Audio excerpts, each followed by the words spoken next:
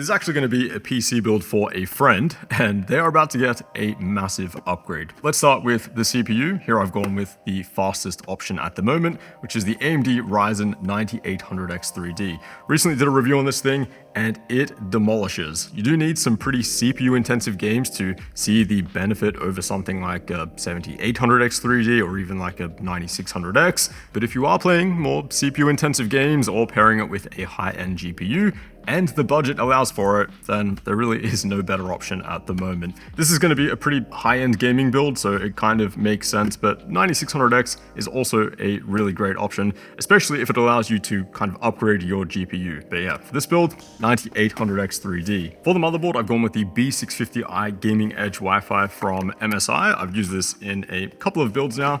Seems like a pretty good option, one of the more affordable AM5 mini ITX boards out there. You could stretch up to an X870 board if you really want to. I'm currently running the ROG Strix X870EI, I think it's called.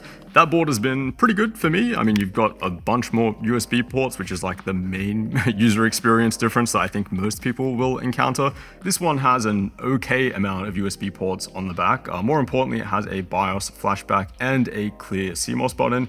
And you've also got 4 debug LEDs on the top as well. So if you run into any issues with DDR5 memory or like, in an ITX build, PCIe riser cables, you'll have debug LEDs telling you exactly what the problem is. For storage, I've just gone with a single M.2 drive as usual. Here I've gone with the 990 EVO from Samsung. This is the first time that I've used this in a build. But the EVO drives have always been some really good value to performance SSDs, so I thought why not give this one a try. And this one here is 2 terabytes. You also have here the usual arrangement of M.2 storage, which you'll find on most ITX boards, which is 1 slot on the front and then another one on the back. I would recommend leaving the one on the back spare because that way you can access it later after your build is all said and done. The front one here is going to be a little bit harder to access once your build is complete, and you do get the benefit of direct cooling as well. Now, I've already peeled the protective film off of these SSD heatsinks. Make sure you definitely do that. But yeah, usual installation here, you will need a screw, which you'll find in the box from the motherboard, but just inserting it on an angle and then locking it down with these screws. And then we have the RAM, so just preparing our motherboard here before we drop it into our build, that way it's all ready to go. Here I've gone with the pretty vanilla option, DDR5 6000 CL30, which is a really good blend of performance, price, and compatibility. So 6000 megahertz, you're not going to have any problems with that running on modern platforms. If you go beyond this, for one, you're spending a lot more money. You're also running into potentially compatibility issues, especially if you're up to like 7200, 8000 megahertz. And then you also have to desync the memory controller and the fabric clock, which is fine. You do get more performance with higher memory clocks, but it's just a lot of work and a bit of extra money and hassle for not much extra performance. Even in my own system, I'm running 6400 megahertz and probably won't go much higher than that, at least for these current platforms. Then we have the CPU cooler that we're going to be using. We're not going to fully install it onto the motherboard yet, but we are going to install the mounting hardware. That way we can just kind of drop it into the build once we're ready. But here I've gone with the Peerless Assassin 120 Mini from Thermalright. I believe this is the tallest CPU cooler that will fit in the case that we're using. It is also quite surprising. This is like a $35 CPU cooler. It is punching way above that in terms of performance and quality. So installing the mounting hardware, we've got some spacers, then we have some brackets, which look like this. We've got some longer screws, which lock those down. Make sure that is nice and tight. Let's just do a really quick test fit to make sure that we've done that correctly, and that seems to be perfect. And that is our motherboard all ready to go. Next up, we have the case, and today's a good day. We're building in the Ncase M2. More specifically, we're building in the cheese grater version, which I have actually yet to build in, and they did send me out the newest one, which we are going to take a very close look at. And I mean, just take a look at this front panel. It is really something. There is a reason why these are my favorite cases to build in. The Ncase M2, the Form T1, the materials, the finish, the anodizing. I mean, not only is it just a really nice experience to build in these cases, but when your build is all finished and it's sitting on your desk, it looks, multiple tiers above everything else out there. You can also buy these cases already built and ready to go. This one is flat packed, so we do need to assemble it. There is a bit of a cost saving when you do go with a flat packed version. The way I see it is that you need to kind of take the panels off anyway to build your system. And this way you kind of get a little bit more familiar with how everything is put together if you do need to take it apart down the road anyway. So yeah, I can understand though for those who kind of just want something that is all ready to go. What we need here to start us off is the motherboard tray, which is this piece here. And again, take a look at the machining and the finish. Just everything is so nicely made. Now there are multiple ways to build in the Ncase M2, which is one of the reasons why it's, I think, the best ITX case at the moment, aside from the formed T1 if you want something just a little bit more compact. But yeah, you can run your GPU at the bottom, you can run it vertically, or you can run it at the top with everything kind of flipped. And that is what we're going to be doing today. So motherboard flipped upside down, GPU at the top.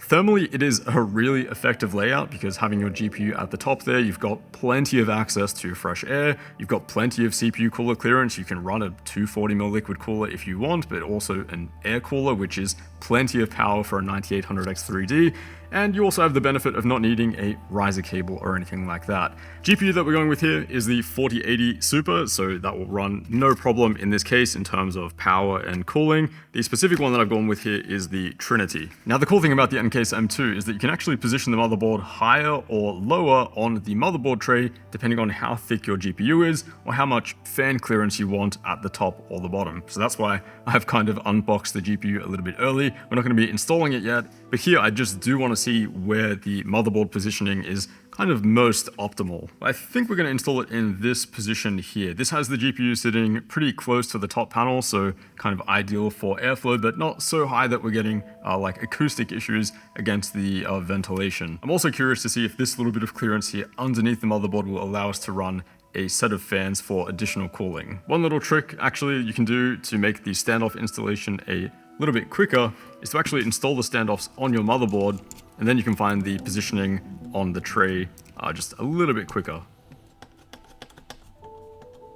We can then go ahead and install our rear panel, which is this beautifully machined piece right here. Looks like there's a power button on the rear as well, which I guess kind of makes sense because there is no room for a power button on this front panel. But yeah, this installation should be pretty straightforward. Again, we're going for a flipped layout, so this GPU cutout will be at the top. I guess this is one of the quirks of the Ncase M2. It can be a little bit finicky to work with like this. We're going to put this aside for now because next up we have our power supply. And honestly, I am kind of more excited than usual to unbox a power supply because here we have the Corsair SF850. First time I've used one of these. These are brand new. For anyone who has seen my previous ITX builds, you would have known that I've been using the SF750 Platinum for really any high-end ITX build. That is the power supply that I'm using. So yeah, I am kind of interested to see what Corsair have done differently here. There is also an SF1000, which I just couldn't help myself. I had to pick this one up as well. I think this is going to be a bit overkill for what we're building today. But yeah, we'll save this for another time. So it really does not look that different at all, which I guess is a good thing. But yeah, so far so good. Really neat looking power supply. It does also come with sleeved cables as well, just like the last one.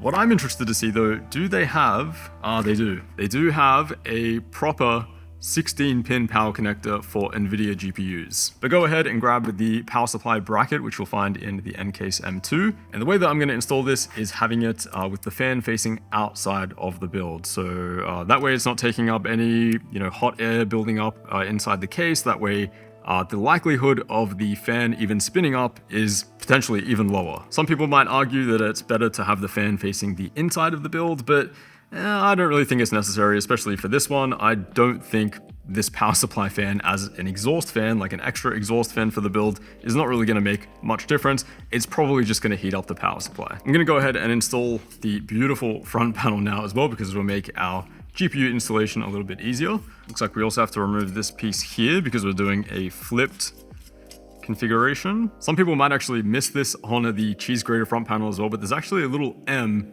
in the bottom left-hand corner, which you'll want to make sure, of course, is facing the right way up. But either way, it's a little small detail to pay attention to. And then again, just using the medium length countersunk screws in the kit, and then just 3 screws in total here. Power supply installation is pretty cool as well. We've got multiple different heights of like where we can put this thing. So in terms of cable management, in terms of motherboard height, things are really flexible in this case. You can even install the power supply like this, which is how I installed it in my initial video with the Ncase M2. That is actually quite good in terms of cable management because the plugs are facing right towards the motherboard. I want to maybe put a couple of fans right here underneath the motherboard and at the bottom of the build. So if we install the power supply here, we don't really have any clearance. I think we're gonna go with something like this. And then again, just using the medium length M3 screws. That is looking pretty solid. Then we've just got our little power switch cable, which plugs in right here. We've got 2 little pins right underneath the SSD, and that should be ready to go. At this point though, things are starting to look pretty good. Now we can go ahead and plug in our power supply cables. We only have 3 sets of them. I'm gonna start with the 24 pin first because it is the biggest one, usually the hardest one to manage as well. Our CPU 8 pin, which will wrap around over here. And then we're gonna leave the GPU cable for when we plug that in just a moment. I will though just use a couple of zip ties right here and right over there just to kind of clean those cables up just a little bit. GPU installation is next. So again, we've gone with a pretty compact 4080 Super here. We're not really gonna have any issues fitting this thing in. But I will say if there's one thing I can criticize the Ncase M2 on, it is the really unintuitive GPU installation. If the user manual actually recommends having this rear panel off, then installing your GPU, just kind of having it like hanging in the PCIe slot, and then somehow putting on the rear panel, it looks as weird as it sounds. So what I'm gonna do is just remove this rear plate here on the back here, which is black, and that locks in the GPU. Removing that will allow us to install the GPU and then just simply reinstall it afterwards. And then we should just be able to drop it in. And then from there, just locking in the GPU onto that little bracket using a M3 pan head screw and one of those little washers that are included. And then finally, just plugging in that GPU should hear a nice little click. And then just double checking, of course, for these NVIDIA 16-pin connectors to make sure the thing is absolutely fully seated as much as it possibly can be. So this is how things are looking so far. Overall, pretty tidy.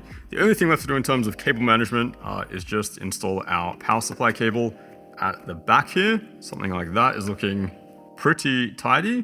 And then just simply locking it in at the back with 2 screws. Now is also a good time to turn on our power supply because that's going to be a little bit harder to access after these fans. Arctic P14s are the fans that we're going to be using at the bottom here. Quick test fit. I've got the bottom panel just kind of sitting in place to see if we have enough clearance. As you can see, the bottom one over there fits no problem at all. The one over here underneath the motherboard is a little bit tighter, but also fits reasonably without any issue. If we just manage this CPU cable, that will fit no problem. So yeah, if you're planning on building in the Ncase M2, doing a build similar to this, but you're using a Founders Edition card, I would actually run these fans as intake blowing on the graphics card rather than exhaust at the bottom. It's just, if we were going to use these fans blowing directly on this graphics card that we're using here, it's just air going onto plastic basically. It's not really going to have too much of an effect. With this setup, however, these fans can be a little bit more productive at the bottom here. They've got a lot more air to pull from within inside the case, a lot of that hot air building up inside. It's also going to create a little bit of a negative pressure environment, which is going to encourage air coming into our GPU and also our CPU cooler, which we're going to install next. A little bit of thermal paste on our CPU. The one I'm using here is from Thermal Grizzly, but really doesn't matter. There's one also included in the box of the CPU cooler. That one is perfectly fine too. And something I like to do is just to kind of evenly spread it onto the chip, get like a nice even layer over the heat spreader. And then something like that should be perfectly fine. And then we can install our CPU cooler finally. It is symmetrical, so you don't have to worry about like heat pipe orientation or RAM clearance or anything like that. Just dropping it over the mounting points, locking it down a couple turns either side until it is really, really tight. As suspected, it is a little bit too close for comfort there. The mounting clip on the fan and the heatsink is actually just brushing up against the fan. As you can see here, it just doesn't want to spin because the mounting clip is hitting it. What we can do though is shift the motherboard up one notch, and that should give us enough clearance against this fan. Let's first take off the screws from our GPU. What we need to do now is take off these 4 motherboard screws and then bring everything up just one notch on the side here.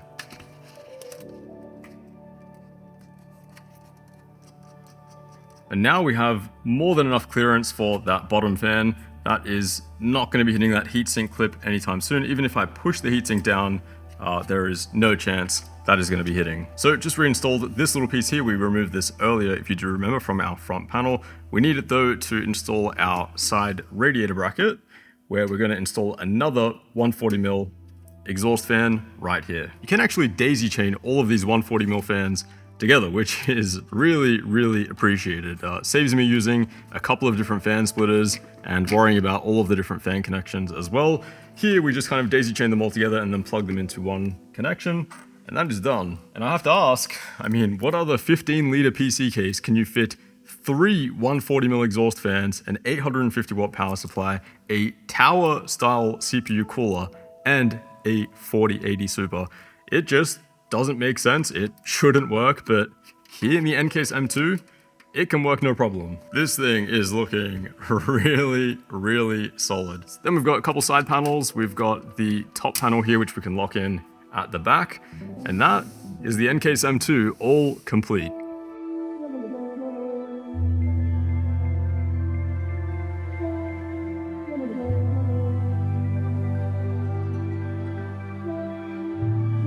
Now, nothing crazy here in terms of the Windows install. I've shown this many times before, but something I discovered recently was that you could bring up the command prompt with Shift F10 and then enter this command in, and you'll now be able to install Windows without needing an internet connection or a Microsoft account. Makes it a lot quicker and a lot easier. I did also have to use BIOS flashback to update to the latest BIOS to run this new 9800X3D, but that only took a few minutes. Now, as for temperatures, we've crammed quite a lot of power into a pretty small volume, and it's actually summer here in Australia as well. So 26-degree ambient room temperature here in the studio, which usually I would not do my thermal testing if it was this warm. I'm like borderline sweating right now.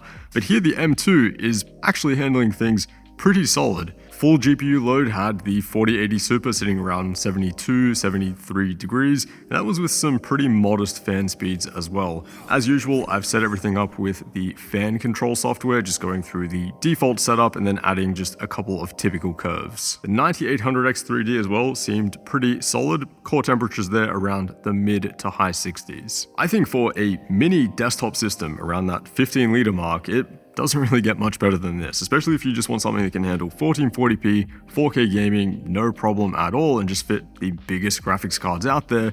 You will not find a case that is better than the M2. You might not want to build with this exact spec right now with a 4080 Super, since newer gen GPUs are just around the corner, but even with those newer cards, potentially 3.5 slots, 4 slots in thickness, the M2 should be able to handle those too, no problem. And if it can't, then basically no other ITX case will.